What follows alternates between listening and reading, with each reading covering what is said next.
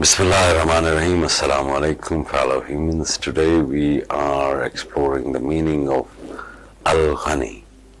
Allah is the rich one who is sufficient unto himself.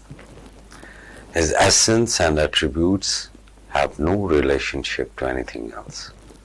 Someone whose existence and perfection depend on another needs to earn that existence from the other. Only Allah has no needs and does not earn. His riches are independent of others, yet all else is dependent on Him. Allah subhanahu wa ta'ala says in Surah Muhammad, ayat 38, Allah is the rich and you are the poor. Allahu Ghani wa antum al-fuqara.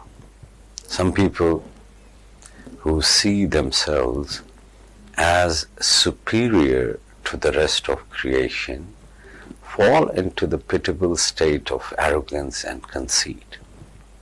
They cannot see and be thankful for the honor of being created as the supreme creation and for being given the function of being Allah's Khalifa, His deputy in the universe.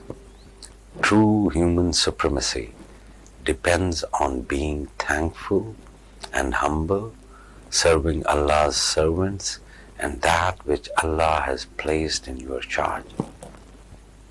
The arrogant, by contrast, push their conceit to the point of denying their Creator, their Lord. In their arrogance, they cannot accept to be servants of Allah, yet they see nothing wrong with being slaves to each other. Such people cannot see that even to live they need Allah's air, Allah's water and food. As food for their souls, they need worship. In fact, in all creation, there are no creatures whose needs are greater than ours. Nothing but Allah is rich enough to satisfy all those needs. If Allah has sent His books and His prophets and established religions to teach us what to do and what not to do, it is not for His need. It is for ours to enable us to exist in this world and in the hereafter as we are meant to exist. Even the scientists, sociologists, and economists of today say that the prescriptions, canons, and religious laws of Allah lead people to the best of physical, moral, and economic existence. Indeed, all that Allah has created and ordered is beneficent. To be a servant of Allah is the highest level to which a human being can aspire. When we praise our Prophet, our beloved Master, beloved of Allah subhanahu wa ta'ala, we say, Abduhu wa Rasuluhu, His servant and His messenger.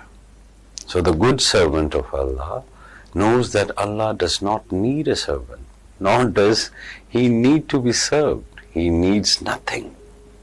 He also knows that his own duty is to serve Allah's servant and Allah's creation, including himself.